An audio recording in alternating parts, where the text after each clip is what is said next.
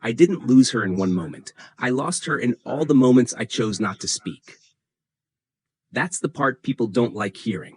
They prefer betrayal or a fight or something sharp they can point at. This wasn't that. This was quiet. Her name was Lauren. We'd been together long enough that people stopped asking how we met, long enough that our routines mattered more than our reasons. That's usually where things begin to erode. We lived in a small apartment that always felt temporary, not because of the lease, because of how carefully we lived inside it. I was good at not making waves, at agreeing, at adjusting, at convincing myself that compromise was the same thing as commitment. Laura noticed things I ignored. She noticed when I stopped talking about the future, when my answers got shorter, when someday replaced specifics. I told myself I was being practical, responsible. What I was really doing was avoiding conflict by avoiding direction. She worked in design, creative, observant, the kind of person who could feel a room change before anyone said a word. That made hiding harder. One night, months before the end, she asked me a question that landed heavier than it should have. "Are you happy?" she asked, "or are you just comfortable?" I laughed it off. Comfort sounded like a win. I didn't see the warning. We kept going. Trips planned late and booked early. Dinners eaten in silence that didn't feel hostile, just thin. I told myself that meant stability. But stability without intention is just inertia. I learned that later. Lauren started staying late at work. Not suspicious, just distant, like someone slowly removing themselves from a space they no longer recognized. I noticed. I said nothing. Silence felt safer than saying the wrong thing. The night she finally brought it up, there were no raised voices, no accusations, just honesty that had waited too long. "I feel like I'm living next to you," she said, "not with you." I told her I loved her. That wasn't the wrong answer. It just wasn't enough. "I know," she said, "but love without direction feels lonely." That sentence stayed. She asked me where I saw us in 5 years. I didn't say I don't know. I said, why does that matter right now? That was the moment. Not the end, but the crack everything slipped through. After that, something shifted. She stopped asking questions, stopped pushing, stopped waiting for reassurance I wasn't giving. I mistook her silence for peace. It wasn't. It was preparation. Weeks later, she told me she needed space, not because she wanted to leave, because she didn't want to disappear quietly. I nodded, said I understood, didn't fight, didn't argue, didn't ask her to stay. That night, alone in the apartment, I realized something unsettling. I had never actually chosen this life. I just ended up in it. And when you don't argue for something, you shouldn't be surprised when it doesn't stay. I didn't know yet that this was the beginning of the end.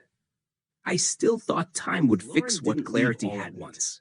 She started by taking small things, a jacket, a pair of shoes, books she said she wasn't reading anymore.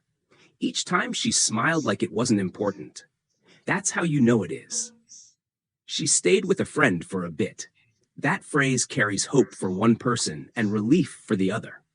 I told myself this was temporary, that distance would clarify things. What it really did was remove the friction that had been keeping us honest. The apartment felt unchanged. Same furniture, same light through the windows. But it was suddenly obvious how much of our life had been happening quietly around me. We texted, not constantly, enough to pretend we were still connected. "How was your day? Did you eat? Sleep okay?" None of the messages asked what mattered.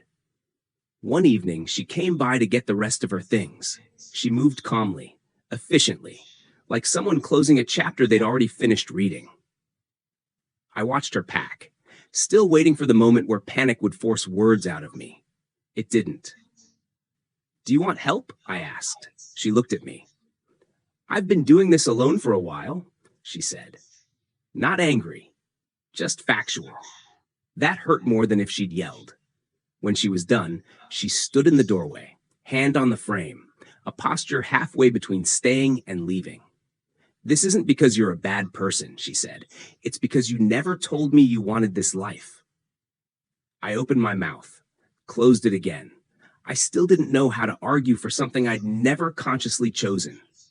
She nodded, like she'd expected that. Then she left. The door clicked shut, not slammed, just closed. That night, I sat on the floor longer than I needed to, thinking about how many chances I'd had to speak with intention, thinking about how often I'd chosen calm over clarity. The days after felt disorienting.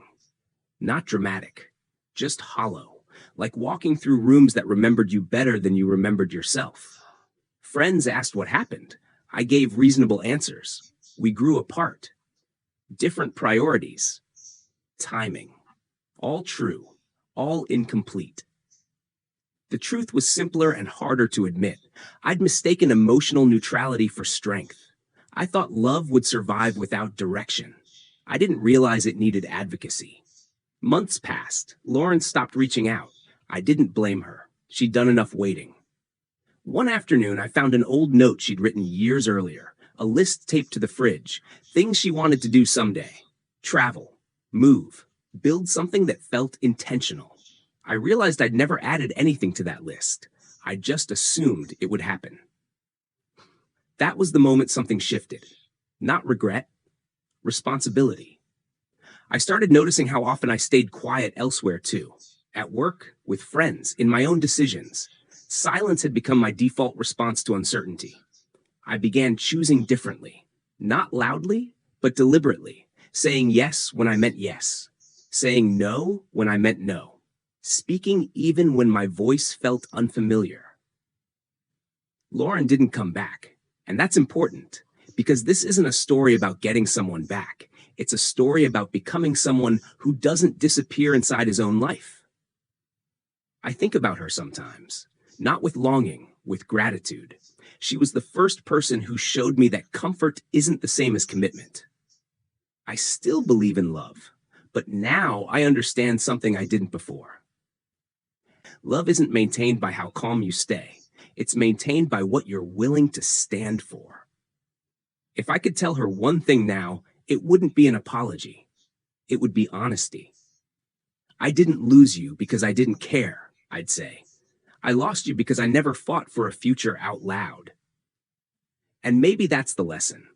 Some lives don't fall apart. They slowly fade when no one argues for them. I didn't lose her suddenly. I lost her quietly, by never choosing loudly enough.